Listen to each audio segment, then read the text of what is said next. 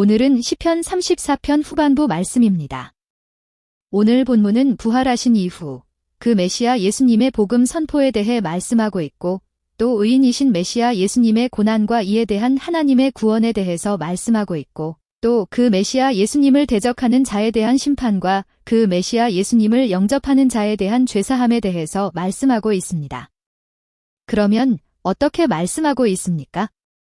오늘은 이에 대해서 알아보고 은혜를 나누고자 합니다. 먼저 오늘 본문은 부활하신 이후 그 메시아 예수님의 복음 선포에 대해 말씀하고 있습니다.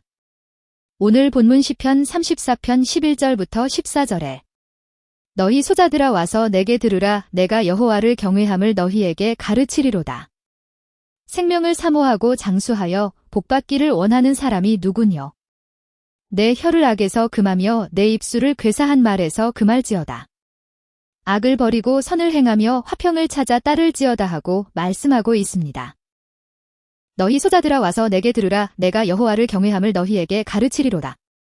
여기에서 소자들은 아들들이라는 뜻으로 영원전에 하나님께서 택하신 우리 하나님의 백성들을 가리킵니다. 또 여기에서 1인칭 나는 육신의 몸을 입으시고 이 땅 가운데 오셔서 십자가에 달려 피 흘려 죽으시고 무덤 속에 장사된 이후 부활하시게 될 그 메시아 예수님을 가리킵니다. 곧 장차 그 메시아 예수님께서는 육신의 몸을 입으시고 이 땅 가운데 오셔서 십자가에 달려 피 흘려 죽으시고 무덤 속에 장사된 이후 부활하시게 되면 영원전에 하나님께서 택하신 우리 하나님의 백성들에게 하나님 경외함을 가르치실 것을 말씀하고 계십니다.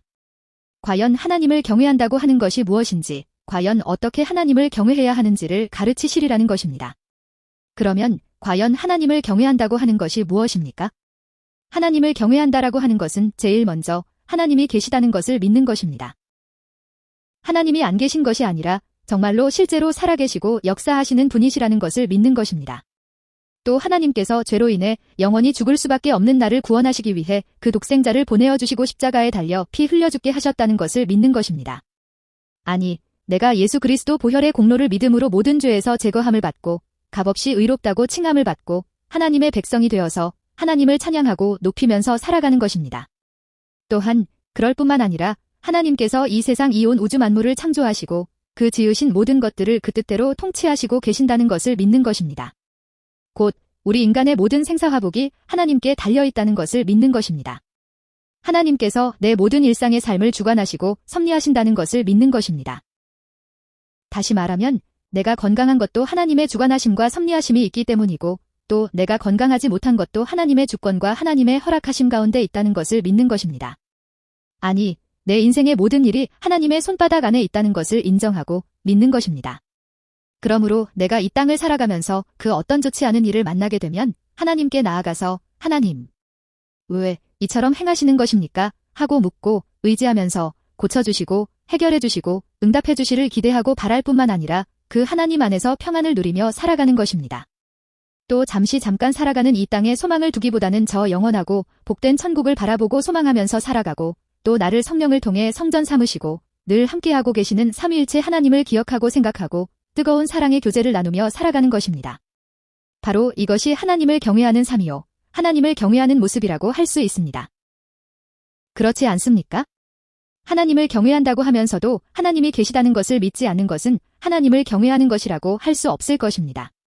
또 하나님을 경외한다고 하면서도 하나님께서 보내어 주신 메시아 예수님 보혈의 공로를 믿지 아니한다고 한다면 그것 또한 하나님을 경외하는 모습이라고는 할 수 없을 것입니다. 또 하나님을 경외한다고 하면서도 그 하나님의 다스리심과 통치하심을 믿는다고 하면서도 늘 온갖 염려와 걱정과 두려움 속에서 살아간다고 한다면 이것 또한 하나님을 경외하는 모습이라고는 할 수 없을 것입니다. 그렇지 않고 하나님을 경외한다고 하는 것은 앞에서 이야기했던 이 모든 것들을 한치의 의심도 없이 믿고 따르고 인정함으로 그런 믿음 안에서 평안하게 살아가는 것입니다. 곧 그 메시아 예수님께서는 이제 장차 자기 자신이 이 땅 가운데 오셔서 십자가에 달려 피 흘려 죽으시고 부활하시게 되면 우리 가운데 성령을 보내어 주시고 바로 이런 모든 것들을 가르치시리라는 것입니다. 생명을 사모하고 장수하여 복받기를 원하는 사람이 누구뇨? 여기에서 생명은 장원복수, 영광의 복수로 사용되어서 영원한 영광의 생명, 곧 영생을 가리킵니다.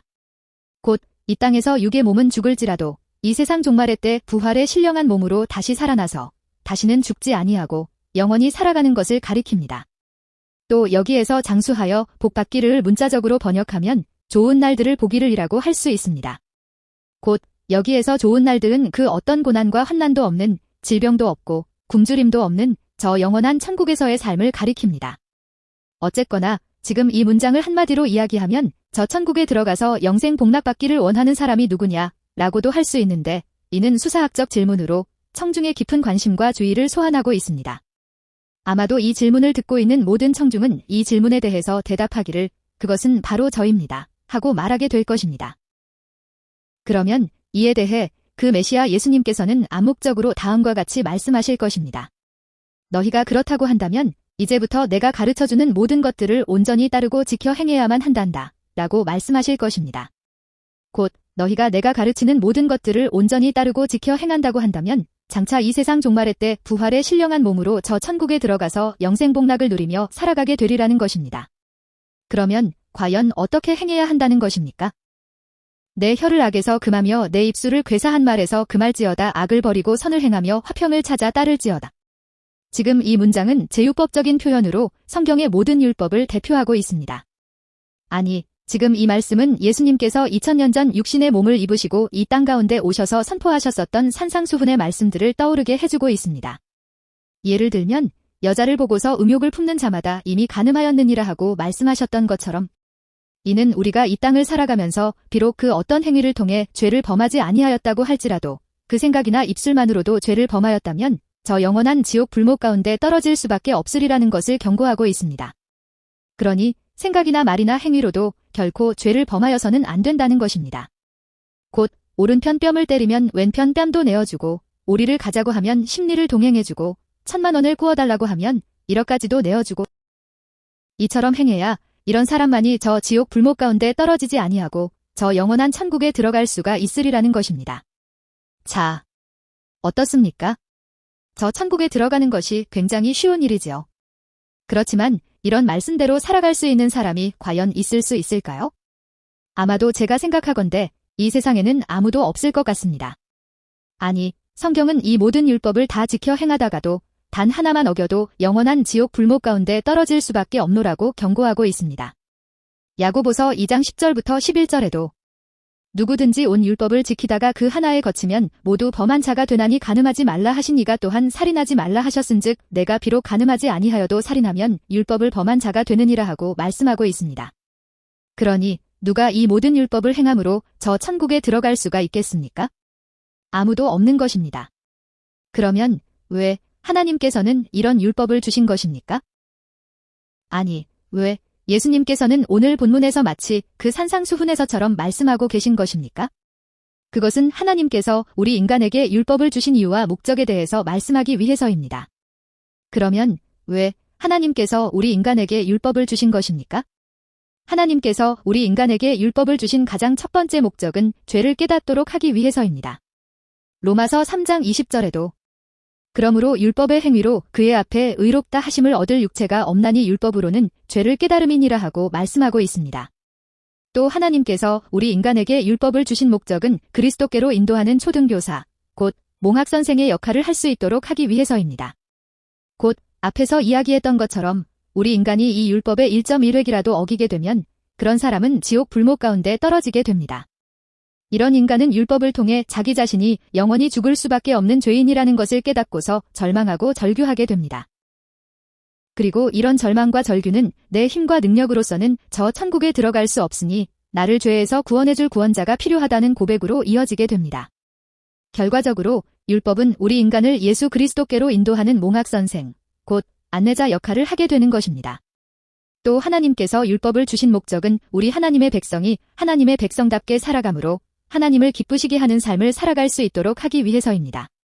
곧 율법은 우리 인간을 구원해줄 수는 없지만 우리 하나님의 백성이 어떻게 살아가면 하나님을 기쁘시게 할 수 있는지에 대해 알려주고 있는 것입니다.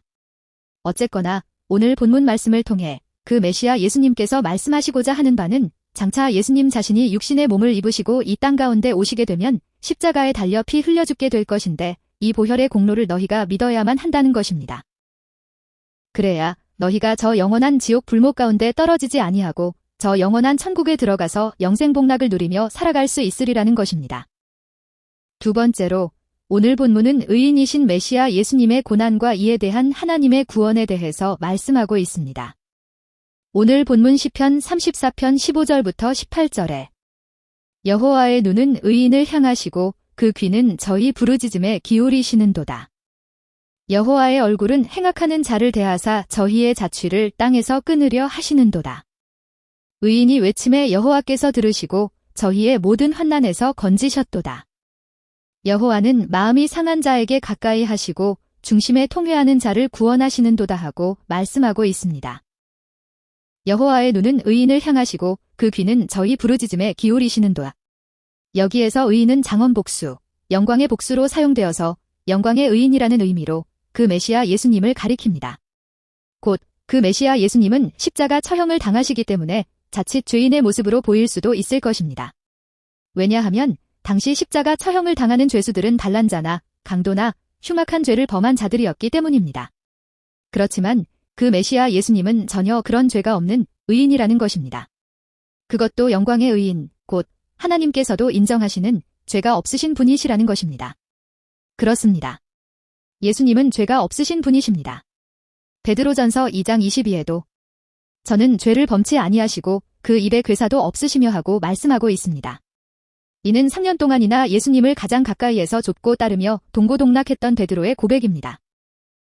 이런 베드로의 눈에 예수님은 흠을 찾을래야 찾을 수가 없는 전혀 죄가 없으신 하나님의 말씀에서 조금도 벗어나지 않는 의로우신 분이셨습니다. 바울도 고린도후서 5장 21절에서 하나님이 죄를 알지도 못하신 자로 우리를 대신하여 죄를 삼으신 것은 우리로 하여금 저의 안에서 하나님의 의가 되게 하려 하심이니라 하고 말씀하고 있습니다. 바울도 예수님을 향하여서 죄를 알지도 못하신 자라고 소개하고 있습니다. 곧 예수님은 죄를 알지도 못하신 자, 곧 죄가 없으시고 흠이 없으신 의로운 분이시라는 것입니다. 또 예수님을 사형에 처했었던 로마 총독 빌라도조차도 예수님을 향하여서 3번씩이나 나는 그에게서 아무런 죄도 찾지 못하였노라 하고 선언하고 있는 것을 볼 수 있습니다. 아니, 예수님은 본래 그 태생부터가 죄가 없으신 분이십니다. 우리 모든 인간은 아담의 자손이기 때문에 아담으로부터 전가되는 원죄에서 벗어날 수가 없습니다. 그렇지만 예수님은 성령의 잉태하심을 통해 여자의 후손, 곧 처녀 마리아 몸을 통해 이 땅 가운데 오셨기 때문에 원죄로부터 자유로우시고 그 죄의 영향력에서 완전히 벗어나 계신 분이시라고 할 수 있습니다. 이렇듯 예수님은 죄가 전혀 없으신 의로우신 분이십니다. 아니, 이렇듯 예수님은 성령의 잉태하심을 통해 여자의 후손으로 오셨고 또 이 땅에서도 전혀 죄가 없이 살으셨기 때문에 다른 사람의 죄를 대속해주는 그런 사역을 감당하실 수가 있으셨던 것입니다. 만약 그렇지 아니하고 예수님이 그 어떤 죄가 조금이라도 있으셨더라고 한다면 그 십자가 죽음은 본인의 죄를 위한 죽음이 되었을 뿐이고 다른 사람의 죄를 대속할 수는 없었을 것입니다. 곧 예수님의 십자가 죽음은 마땅히 영원히 죽을 수밖에 없는 우리 죄인이 짊어져야 할 십자가 형틀을 죄가 없으신 분이 대신 짊어지심으로써 우리에게 값없는 의를 나누어 주신 것이라고 할 수 있습니다. 또 여기에서 저희는 장언복수, 영광의 복수로 사용되어서 영광의 그라는 의미입니다. 어쨌거나 지금 이 말씀은 그 십자가 주변의 모든 사람이 그 메시아 예수님을 마치 죄인 취급을 하고 무시하고 멸시한다고 할지라도 하나님께서는 그 메시아 예수님을 죄가 없으신 영광의 의인이라고 인정해 주실 뿐만 아니라 그 눈과 귀가 온통 그 메시아 예수님과 그 부르짖음에 쏠리시리라는 것입니다.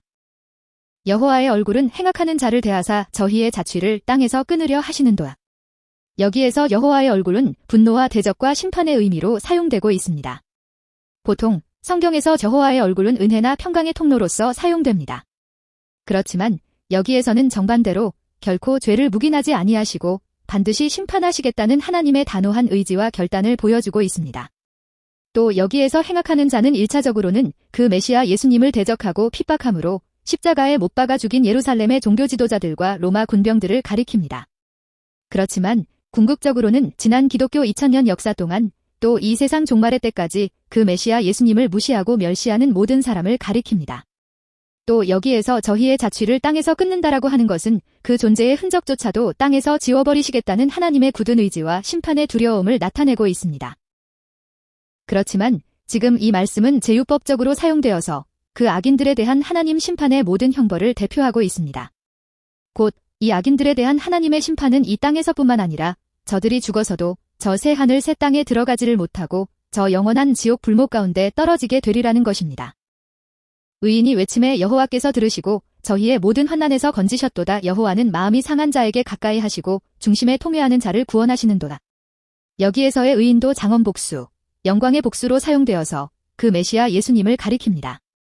또 여기에서 저희의 모든 환난은 장엄 복수, 영광의 복수가 중복적으로 연속 사용되어서 영광의 그의 완전한 영광의 환난이라고 할 수 있습니다. 물론 여기에서 영광의 그는 그 메시아 예수님을 가리키고 있고 완전한 영광의 환난은 그 십자가 죽음과 무덤 속의 장사됨을 가리킵니다.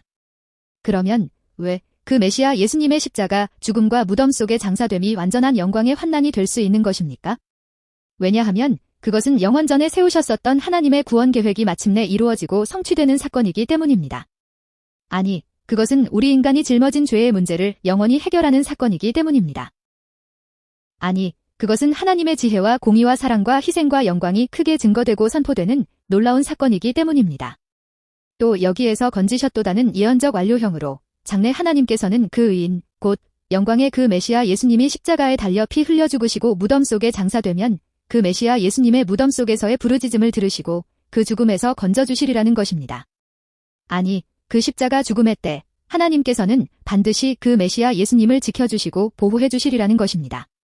여호와는 마음이 상한 자에게 가까이 하시고 중심에 통회하는 자를 구원하시는도다.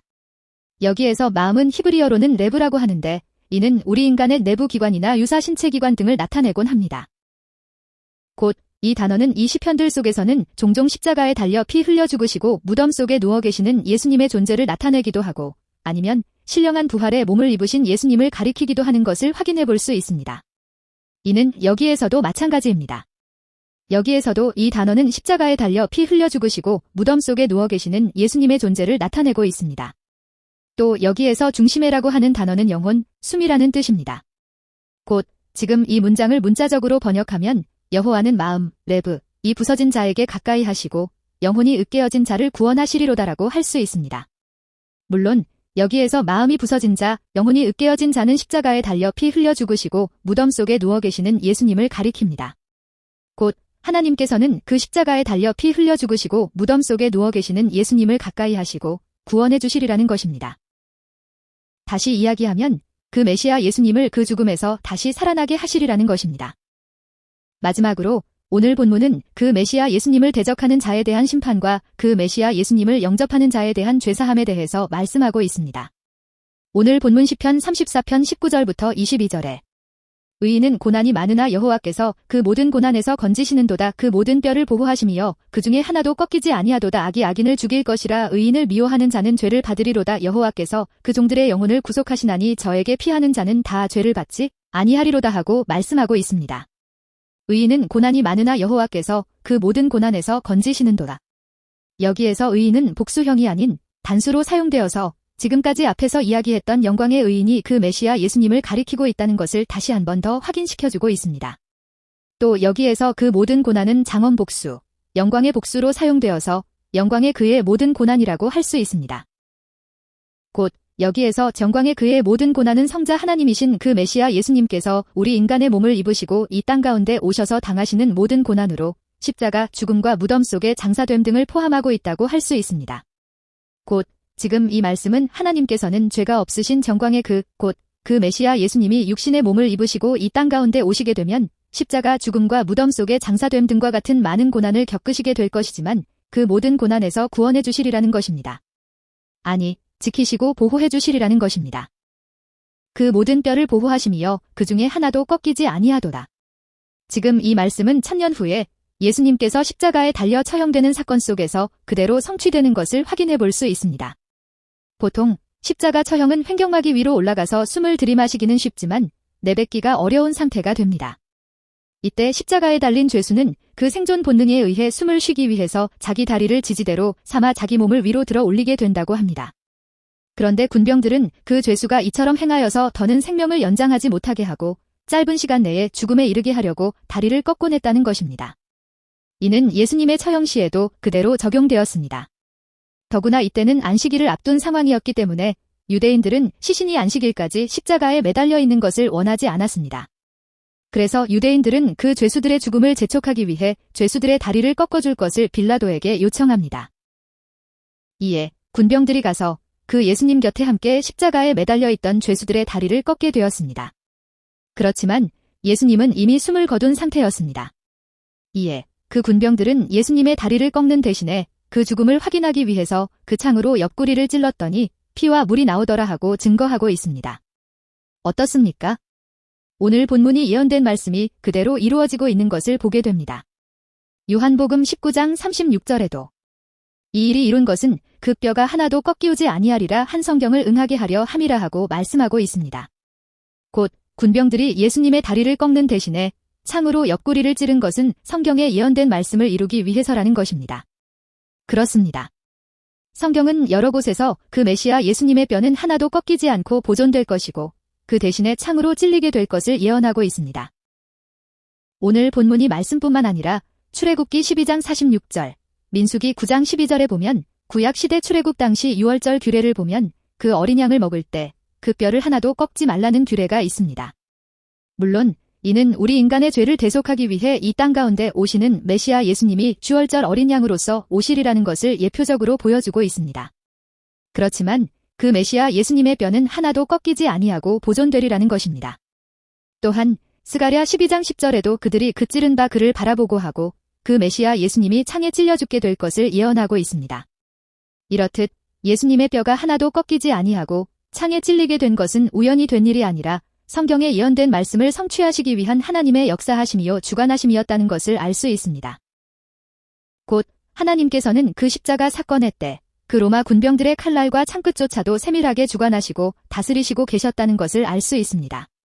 아니, 이는 예수님의 십자가 죽음과 무덤 속의 장사됨이 하나님의 주권적인 섭리하심과 다스리심 속에서 이루어진 일이라는 것을 증거해주고 있고 또한 예수님이 하나님의 영원전 구원 계획 속에서 이 땅 가운데 오신 메시아이시오 유월절 어린 양이시라는 것을 증거해주고 있는 것입니다.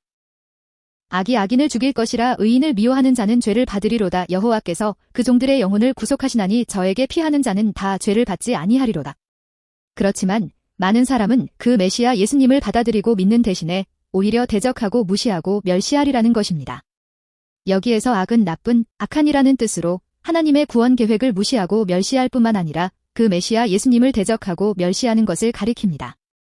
또 여기에서 죽일 것이라는 제유법적인 표현으로 그 메시아 예수님을 대적하고 멸시하는 모든 악인이 당하게 될 형벌을 대표하고 있습니다. 곧 하나님께서는 그런 악인과는 함께하지도 않으시고 기도도 들어주지 아니하시고 그 악인들이 이 땅에서 온갖 고통과 괴로움 속에서 살아가게 하다가 죽어서는 저 영원한 사망, 지옥 불목 가운데 떨어지게 하시리라는 것입니다. 또 여기에서 의인은 아무런 죄가 없으심에도 불구하고 우리를 구원해 주시기 위해 십자가에 달려 피 흘려 죽으신 그 메시아 예수님을 가리킵니다. 곧 그 메시아 예수님을 미워하고 증오하는 자, 이런 모든 자는 형벌을 당하게 되리라는 것입니다. 다시 말해 저 영원한 사망, 저 영원한 지옥 불목 가운데 떨어지게 되리라는 것입니다. 여호와께서 그 종들의 영혼을 구속하시나니 저에게 피하는 자는 다 죄를 받지 아니하리로다. 여기에서 그 종들은 장엄 복수, 영광의 복수로 사용되어서 그의 영광의 종이라는 의미로 그 메시아 예수님을 가리킵니다. 또 여기에서 구속하시나니는 히브리어 파다가 사용되고 있습니다. 보통 이 단어는 노예나 포로를 해방시키기 위해 그에 상응하는 몸값을 지불하는 것을 의미합니다. 이로 보았을 때 여기에서 이 단어는 하나님께서 그 어떤 값을 지불하시고서 그 영광의 종을 그 죽음에서 건져내시리라는 것을 나타내고 있습니다. 다시 말해 하나님은 우리 인류 구원을 위해서 그 독생자를 십자가 죽음 가운데 내어주셨지만 다시 살리심으로써 그 사망 권세로부터 그 어떤 대가를 치르시고 다시 찾아오신 것이라고 할 수 있습니다. 물론 여기에서의 대가는 역설적이게도 그 사랑하시는 아들의 죽음입니다. 아니, 이 파다라는 단어는 여기에서 그 아들의 죽음을 강조하기 위해서 특별히 사용되고 있다는 것을 알 수 있습니다. 곧 하나님께서는 우리 인류 구원을 위해서 그 독생자의 피값을 공의의 요구 앞에 지불하셨지만 또 한편으로는 그 독생자의 죽음이라는 그 아픔과 고통의 값을 지불하심으로 그 아들을 죽음에서 다시 살아나게 하시리라는 것입니다. 여기에서 우리 인류의 구원을 위한 하나님의 뜨거우신 사랑과 그 처절하고도 숭고한 의지를 들여다볼 수 있습니다. 그렇지 않습니까? 우리를 구원해 주시기 위해 그 사랑하는 독생자를 내어주시고 십자가에 달려 피 흘려 죽게까지 하시는, 아니 그 독생자의 죽음이라는 그 지극한 고통과 아픔을 감내하시기까지 하시는 이런 하나님의 뜨거우신 사랑과 그 처절하고도 숭고한 의지 등을 들여다볼 수 있는 것입니다.